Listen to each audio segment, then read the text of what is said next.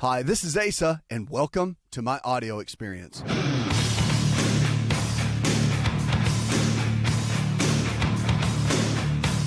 It's a new prescription for a new you, America. Let's kick it off and go with Sandra. Hi, Sandra. Welcome to the show. Hi, thank you for taking my call. Sure, darling. About a month ago, my mom had a lesion show up on her lower abdomen. It was slightly whitish in color, very, very itchy.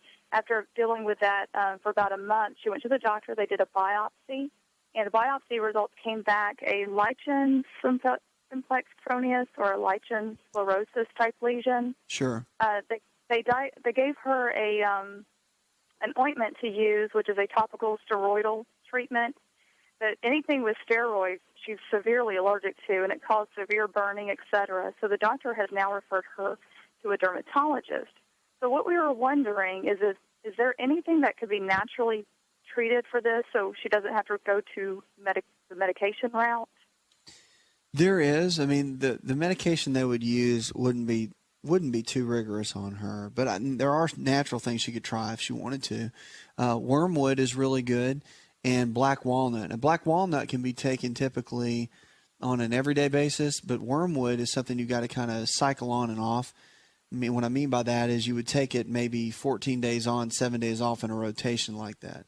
And most health food stores have that.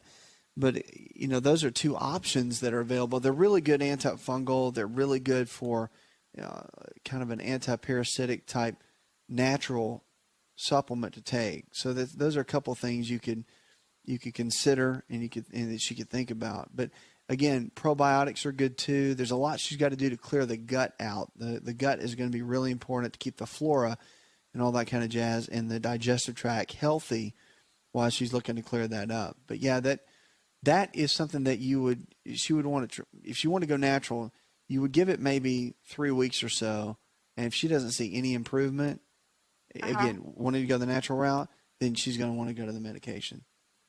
Okay, well, when the biopsy results came back, it didn't show any fungus. Oh, it didn't show anything? It didn't show any fungus, but it came back a lichen lesion. Right.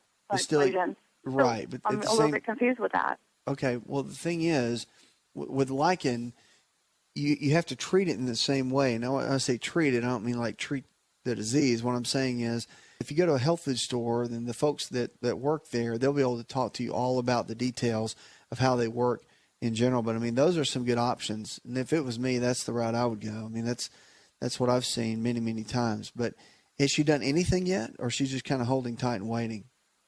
Well, the itching is what's really bothering her regarding, this lesion that has shown up.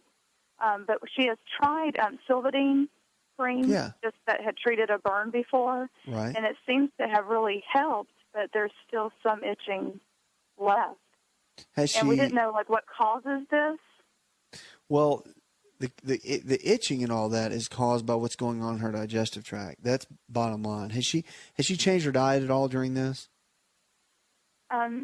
She really hasn't changed her diet, not at all. Okay. Have her, one thing that can help when somebody's trying to clear this out of the body is to come off of all the wheat. So maybe if she decreased that out of her diet, that can be very helpful. Also, cow's milk dairy, which the casein protein in cow's milk, whether it's yogurt, cheese, or the live milk itself, can be a big player as far as increasing the skin and inflammation on the skin. So cutting out those food groups may be very helpful as well. And then you can look at the supplements and combine those together, and that might be helpful. But I would, as far as her physician goes and what they're telling her, if she wants to go that route and she doesn't get good results with the things we just talked about, then of course the medication is going to help quite a bit. The medication should help quite a bit just to be as far as getting her kind of where she needs to be. And the itching, I mean, they may even do things like, or suggest something like cortisone, which again, that's just going to cut down inflammation and cut down on the itching and be more of a Band-Aid to help her. But those natural things can be very helpful for the long run. Sometimes it works though, sometimes it doesn't. Everyone's different when you're looking at those, Sandra. So I hope that helps. Keep me posted. You can always send me an email, 888-283-7272. That's 888-283-7272. The FDA is warning now there's a possible infant seizure risk from a flu vaccine. Now, news alert from the U.S. Food and Drug Administration suggests that some infants may be at risk of febrile seizures following administration of the Pasteur's Fluzone vaccine, which has been recommended for children aged 6 to 23 months. And both the FDA and Centers for Disease Control in Atlanta are investigating whether or not recent reported febrile seizures in young children following the flu vaccination are related to the vaccine itself or had some other cause. Now, a febrile seizure is a seizure related to a fever or exceedingly high body temperature and can result from many common childhood illnesses, including flu, cold, ear infections, and sometimes following administration of vaccines. The seizures typically last only a moment or two and are not dangerous, but they can be alarming to parents and caregivers. The Vaccine Adverse Event Reporting System had noted 42 cases of febrile seizure following the Fluzone vaccination. The FDA has not seen an increase in the reports people older than 2 years of age. FDA spokeswoman Shelley Burgess told AOL Health, now approximately 1 in 25 young children will have at least one febrile seizure, usually between 6 months and 5 years of age. Burgess adds that the peak age for the seizures are between 18 and 24 months and re-emphasize that the seizures are not serious and generally only last a minute or two. She said there's not yet clear link between the Fluzone vaccine and the seizures, but that FDA and the CDC are still investigating. So a lot going on with seizures and a lot going on with kids today and the vaccines. It's a big controversy of whether or not to vaccinate your kids. And I always say, because people ask me this all the time, and they want to know my opinion. My opinion is that, first of all, it's between the parent and the child and the physician. And you just need to do your research and make your own decision. Now, are vaccines good or are they bad? Well, there's a case for both. And in some cases, the vaccines are very, very good. And obviously, that's why we have them, because they can be very protective to the body. But in the past, we've known there have been some chemicals in there like mercury and things that people have been concerned about. So you just have to do your own research. They're not meant to harm you, but you have to make a decision whether you want that for your child or not. So do the research, do the studying. Don't just take my thoughts or a physician's thought, like your pediatrician, just because they say you should do it. Do your own research so you can make your own educated decision, because it is your child.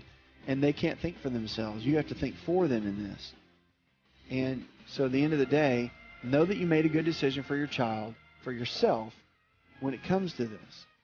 Now, coming up out of this break, we're going to be talking about the food for the day with one of my favorite things to talk about. Food really is our best medicine. We all look to supplements so many times to get some nutrients out of, but you're looking at things right in your refrigerator and your cupboard that could bring you the health that you're looking for. 888-283-7272. We'll be right back. Hi, it's Asa. I'm giving you a copy of my best-selling book for free to help you in your health journey today. I'll pay for the book. All you do is just cover the small shipping and handling costs. Go to asarx.com and get your free book today. To find out more, connect with On Call Radio online at InShapeNetwork.com.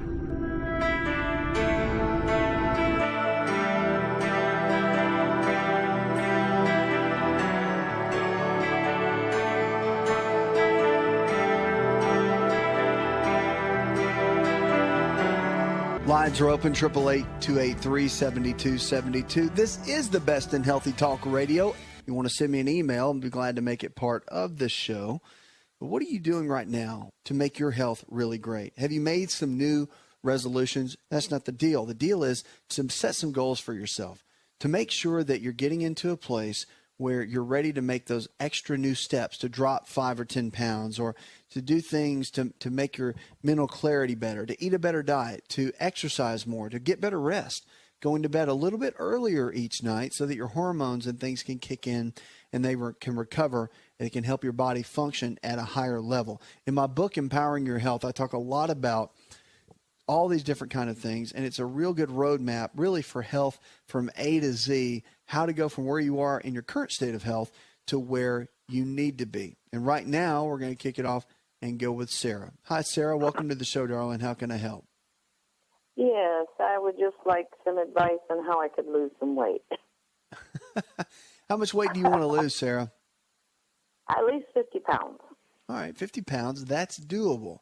So I take it that you come to a place where you're sick and tired of being sick and tired, and you're ready to make a change. Is that right? Right.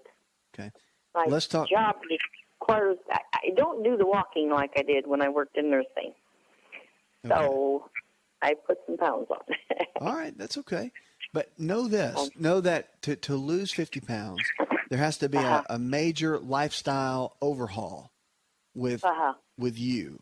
And that's Right. really important. So as long as you know that up front, then you should be good to go. And that's where we're going to start. Okay. So first things first, and we're going to go through the daily prescriptions that I always talk about. So prescription number one is always to make sure that you decide that you want to get well and you want to follow the anti-inflammatory diet. That's the one in my book, Empowering Your Health, because that's going to cut down on inflammation. It's going to lay the foundation for what you do to get your body to drop the weight, to lower inflammation, and to put the right kind of nutrients in the body. Those lean quality proteins like chicken, fish, beaver, eggs, low glycemic carbohydrates in the form of fruits and vegetables, and the good healthy fats, omega-3s, 6s, and 9s like almonds, walnuts, cashews, avocados, all that kind of stuff. It's very good. So that's step one. Now,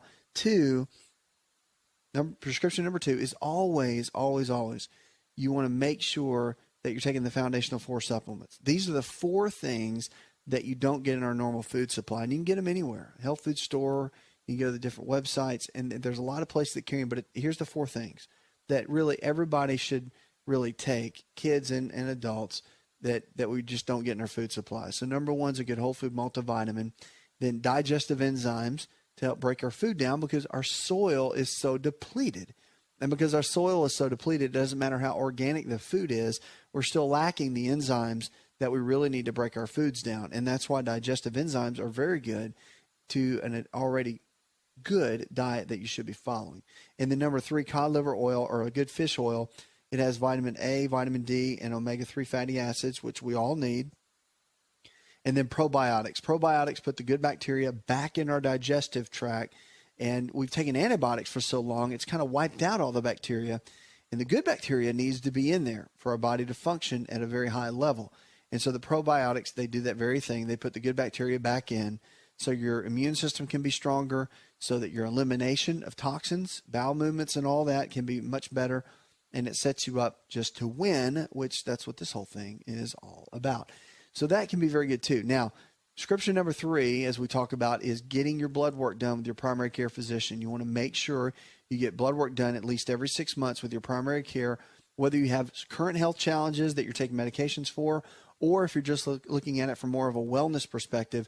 The blood changes every 90 to 120 days. Blood work is the cornerstone of figuring out what's going on with our health. It's been the gold standard in healthcare for so long, and it's critical for you to continue to do that, work with your doctor and make sure you get those numbers and make sure everything's all doing well within your body. Number 4 of the prescriptions that we talk about is to make sure you get plenty of water. Now, the old adage is you want half your body weight in ounces of pure non-chlorinated water each and every day. So if you weigh 150 pounds, then you want to shoot for 75 ounces of water a day.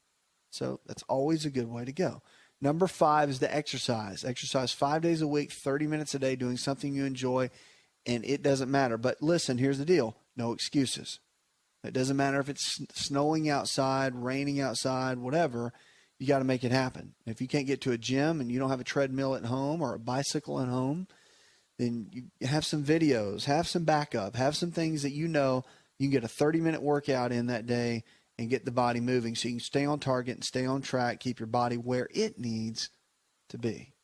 And then don't forget that number 6 is rest. Rest is so important. Now, it doesn't mean just sleeping all the time, but you need to have a good day of rest. Rest your mind, rest your body. And the sleep we get at night, along with that rest, is critical. You want to be in bed by at least 11 p.m.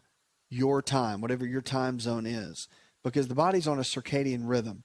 And every minute of sleep we get before midnight is worth about 4 minutes after midnight. And that is critical for all of our hormones to function properly, for our body to recover, to regenerate, to be ready for the next day. So our cortisol levels, DHEA levels, our adrenal glands are working better. I could just go on and on and on about how powerful sleep is.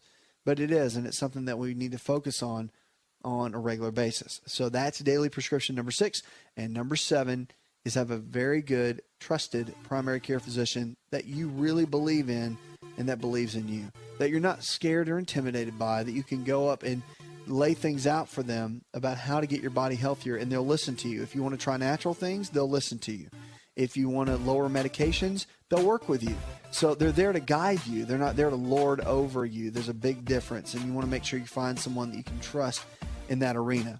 Get a blood test, though, done for leptin. Leptin is a big marker for losing weight and fat loss. Make sure they're checking your thyroid gland and a host of other growth hormone, pituitary gland, the list goes on and on. You just want to get with a good doctor that can check plenty of blood work and figure out exactly where your body is so you can come up with a game plan. But follow those prescriptions. Those are some good basic foundational principles to help you get to the goals that you're looking for.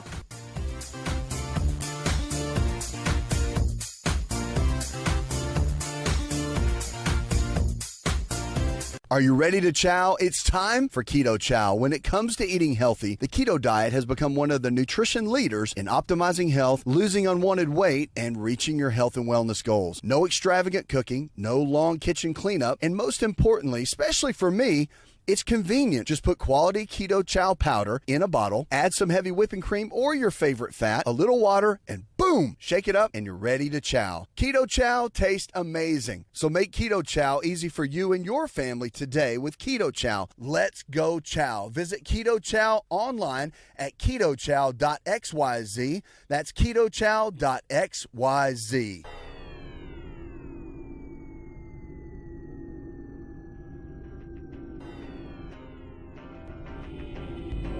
To find out more, visit the show online, InShapeNetwork.com.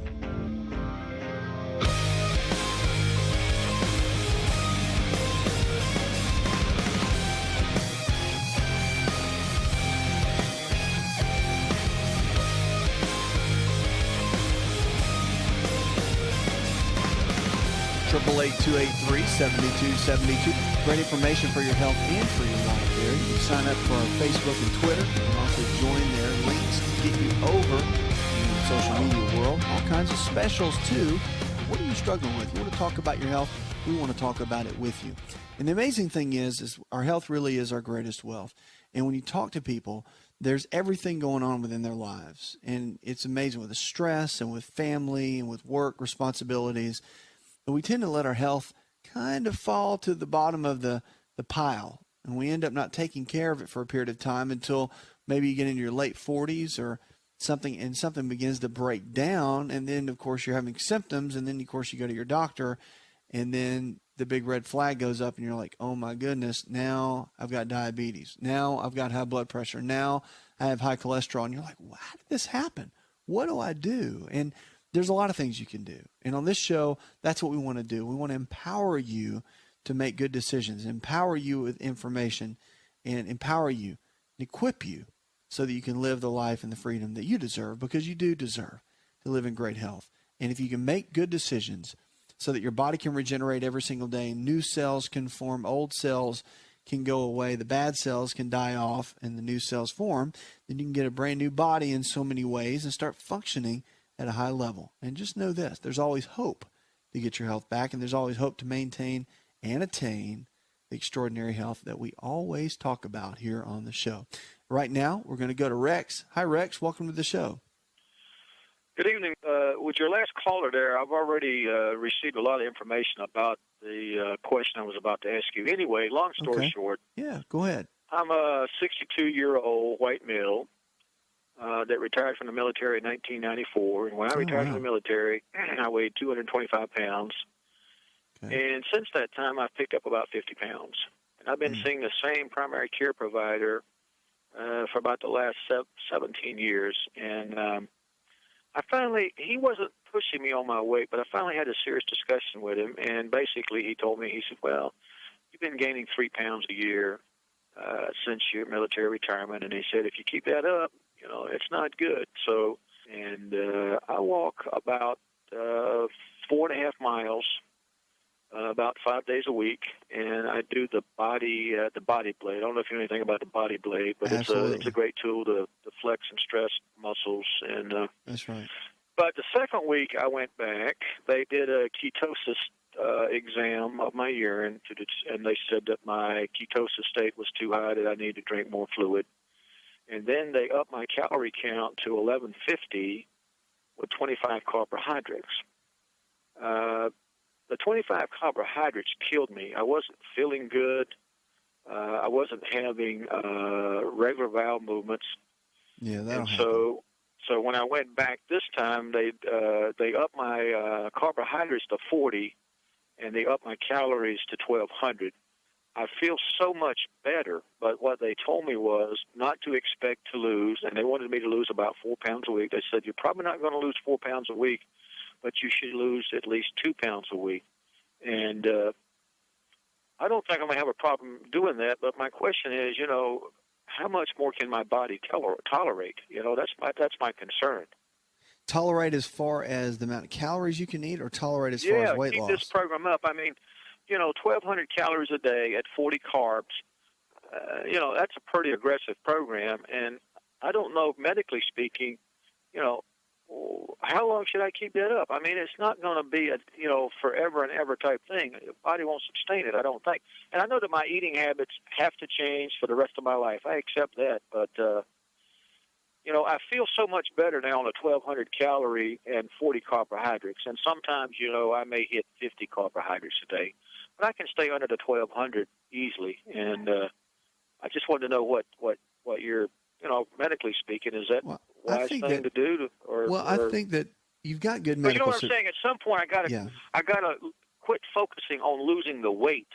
Let me stop you right there. From a medical perspective, it sounds like you've got a good team, so they've got you covered on that end. If you're asking my thoughts, I think that as far as 40 carbohydrates, I think counting the carbohydrates, you don't want to get too much hung up on that. It's because what's going to happen is you don't want your life to be run by that. But portion sizes and that sort of thing, I think for the longer term is going to be good. You've already dropped 21 pounds. That's great. I mean, what is your goal? How much more weight do you want to drop? Yeah. My question is, do you think 40 carbohydrates is unrealistic? I think for the short term it would be okay, but I think for the long term it's too low, because your brain functions on glucose, and the reason you don't feel good and your body has a process called gluconeogenesis, where it will, when you go into ketosis, it will use other things like proteins, and it will turn the proteins into glucose for your brain to be able to function. So your body has its own self-preservation mechanism in there to make that happen. But as far as 40 carbohydrates for the long term, I think that's too low. I mean, that's my thought. Again, you got to go with what the team you've kind of hired, so to speak, that's helping you through that. But that's why when I wrote my book, Empowering Your Health, that's why I put in there the anti-inflammatory diet. I believe in, and from what we've seen, the research I've done, that when everything's equal amounts of lean proteins and low glycemic carbs and the healthy fats, when you're eating those in a combination ratio, meaning that you're not eating a ton of protein and just a little bit of carbohydrate, everything's in balance. When you do that, the weight loss, usually on average, if somebody really needs to lose weight, usually the weight loss is usually around usually about 28 pounds to 30 pounds in a 90-day, about a 60-day period. And of course, results vary. That is true. But at the same time, the body's pretty amazing in how it responds, but it always wants to be in balance. So granted, you didn't gain a bunch of weight because you weren't eating. You gained a bunch of weight because you were eating. And so your habits need to change, just like you talked about. But it's how they change. So I guess what I'm saying, long story short, when you cut down your calories, that's one thing.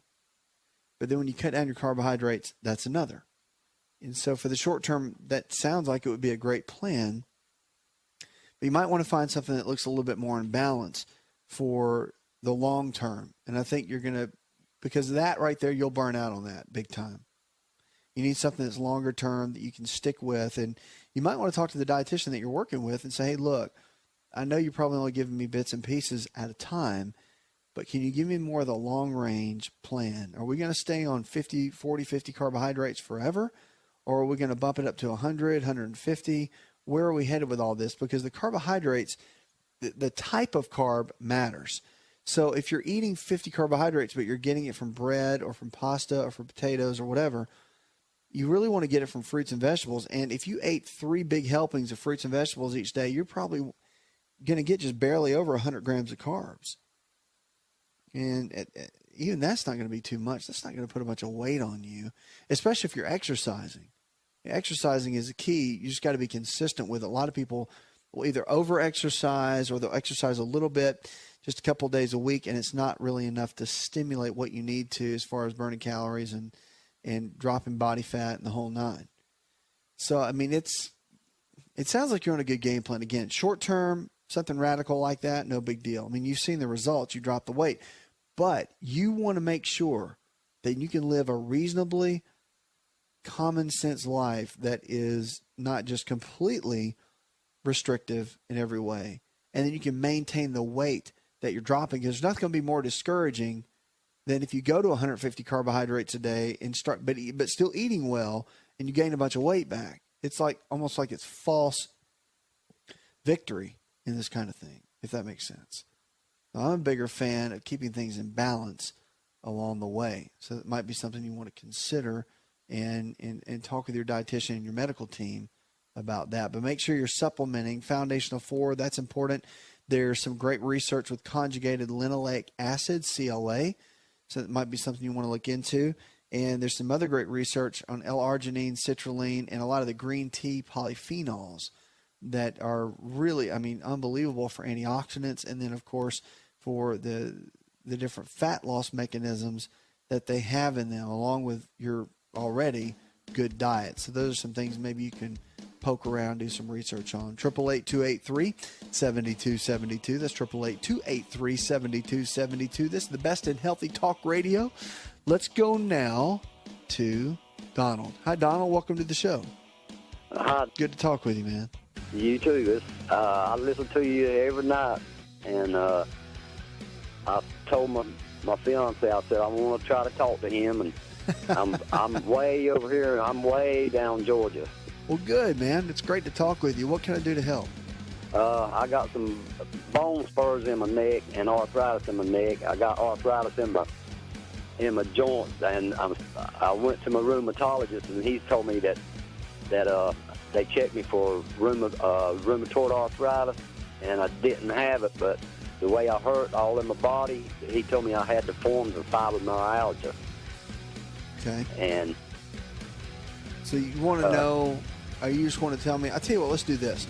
Let me go into this commercial break, and then when we come out, we'll talk about arthritis, we'll talk about fibromyalgia, we'll talk about the difference between the two, we'll talk about the symptoms that you have, and let me kind of get a gauge on where things are going, and then we can kind of compare the opinions of your physicians, and then maybe come up with a game plan that can help in your situation. Don't go anywhere.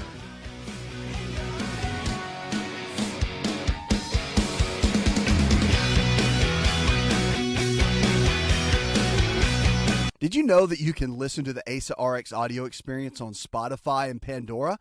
For all the ways to watch and listen, check out our show page at asarx.com/experience.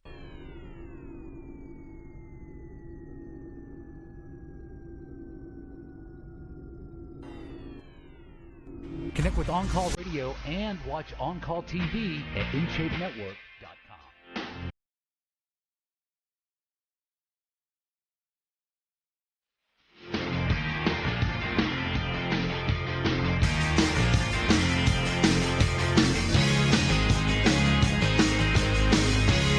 Lines are open, 888-283-7272. That's 888-283-7272. This is the show where your health really is your greatest wealth. You can also check us out. Going to the break, talking with Donald. Donald's been dealing with several things, arthritis, and some of the doctors have said it might be fibromyalgia. So, Donald, let's talk about that for a minute. Now, I know you've had some pain in the neck area, the cervical area. Why don't you give me kind of an overview, and also tell me with your symptoms when you went into your doctor or doctors, both, any of the multiple opinions, kind of what they've told you and the direction that they've taken you, and what kind of medications or things they've suggested for you. Okay. What they done was x-rays on my neck and found that I had bone spurs in my neck and arthritis in my neck. Okay. And I went to a rheumatologist because she done some blood work, and she said it looked like, just my family doctor, she said it looked like I had some problems with, might be rheumatoid arthritis, so she sent me to a rheumatologist, and he done x-rays on my hands, and he said, well, you ain't got, and done blood work, and said that I didn't have rheumatoid arthritis, but the way my muscles hurt and everything, he said I had to form some fibromyalgia. And more or less, I really want to know about the bone spurs in my neck. You want to know what they are or how to get rid of them? How can I get rid of them? Or are they going to tell you? Did they tell you they want to do surgery? What did they tell you that they want to do? No, sir, they didn't. My doctor didn't say nothing so far. I got to go back to third. Okay. And see what she said about it. But I was just wondering if there's something you can take to get rid of them, or. Well, bone spurs occur for several reasons. There can be genetic factors. There can be lifestyle factors, meaning for whatever reason, your bones in the neck area, whether your head, which weighs about 8 pounds, leans forward a lot, it can create what's called a reverse cervical curve, which instead of having the nice curve that a neck is supposed to have in it to equally distribute the weight, it can have what's called a reverse curve or a military neck. And then, of course, the pressure of the 8-pound head kind of presses down every time you take a step. It can start compressing the disc, degenerating the disc in between the bones, and can start causing some of the spurs to form. The other theory about bone spurs is that we have a lot of calcium in our body. And the thing is, we may have a lot of calcium, and there's a lot of calcium buildup. But the problem becomes that if you get the calcium buildup over a period of time, well, if you don't have enough vitamin D, which vitamin D is kind of the one that absorbs everything. And if you don't have enough vitamin D, it won't absorb the calcium so your body can utilize it for all kinds of things, whether it's stronger bones or for hormones or whatever that vitamin D is being used for at that time. And so with low vitamin D levels, which has almost become a crisis with a lot of people in America today, then your body doesn't utilize it, and it can form spurs, and it can form the little rough spots on the bones. And so that can be another key to what might be going on in that as well. And it can cause a lot of pain. I mean, it can be very painful. But as far as the dietary things, as far as general arthritis, fibromyalgia, which is more inflammation of the tissues, the connective tissue, ligaments, tendons, and even just the skin itself can be painful with fibromyalgia. That really can be helped quite a bit by getting on an anti-inflammatory diet, a diet that's really low in the foods that would create inflammation and really high on the foods that would decrease inflammation in the body. Lean quality proteins, chicken, fish, beef, eggs, low glycemic carbohydrates in the form of fruits and vegetables, and then the good healthy fats, omega-3s, 6s and 9s, almonds, walnuts, cashews, all that kind of stuff. So, I mean, there's a lot that you can do to lower inflammation in the body and cut down on a lot of arthritic symptoms, fibromyalgia, all that kind of stuff. So there's several things that you can do to handle that. And I mean, at the end of the day, if you're working with your physicians, they're giving you their opinions, then you want to do your due diligence, and you can start working hard, like go in there and tell them that you'd like to have blood work done on your calcium levels and also looking at vitamin D. And they'll do the blood test for you. They won't have a hard time with that. And then you can see what those numbers are, see if you need vitamin D or calcium, or decrease some of those or increase, whatever you need to do. But it's about working together with them and then coming up with your own game plan for nutrition, because most physicians are not going to work with you on your diet, nutrition, and all that. They're just not. Some may have dietitians, some may have nutritionists that work with them, but at the end of the day, most of them won't. And they're going to kind of guide you as far as medications and whatnot. They're going to tell you need to eat a good diet, but they're not going to tell you what exactly that means. And so you're going to have to kind of come up with a game plan. I want to encourage you. There's a lot you can do. You can hire a nutritionist. You can, if you want, you can use my book, Empowering Your Health. It's at all the bookstores. You can use that as a reference. just for some ideas and things that you might want to run by some of those folks. But changing the way you eat is so critical. Change the way you eat, you'll change the way you live. It's a real key. Now, there's supplements, too, that can help with joint pain. Manganese is really good. And the whole glucosamine thing, it's had some good points and some good research around it, and it's had some really tough spots as far as research goes. And I'm kind of mixed on it. I've seen people that do well on it and seen people that really didn't do so well. So you kind of want to fill that out on your own. If you're allergic to sulfur at all, it is a sulfate-based supplement. And it might be something you want to be careful with. Sometimes people have reactions with those. But I would definitely go get another opinion. I would go get a DO or a DC, that's a doctor of osteopathic medicine, which is a DO, or a doctor of chiropractic medicine, that's a DC. Might be good to consult with, because if it is in the neck and it's not bad enough to have surgery, there's a lot they can do to increase motion in the joints that might be helpful for your situation. Hope that helps.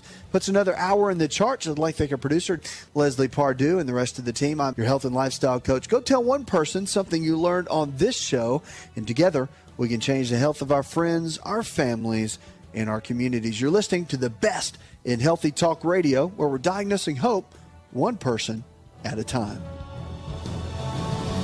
Did you know you can listen to the ASA RX audio experience on Spotify and Pandora? For all the ways to watch and listen, check out our show page at asarx.com/experience. Hi, it's Asa. I'm giving you a copy of my best-selling book for free to help you in your health journey today. I'll pay for the book. All you do is just cover the small shipping and handling costs. Go to asarx.com and get your free book today. This episode is over, but check episode notes for links to products and services you've heard about on this episode. Thanks for listening and subscribing. Please share the ASA RX audio experience with others and stay in touch by giving us your comment or review.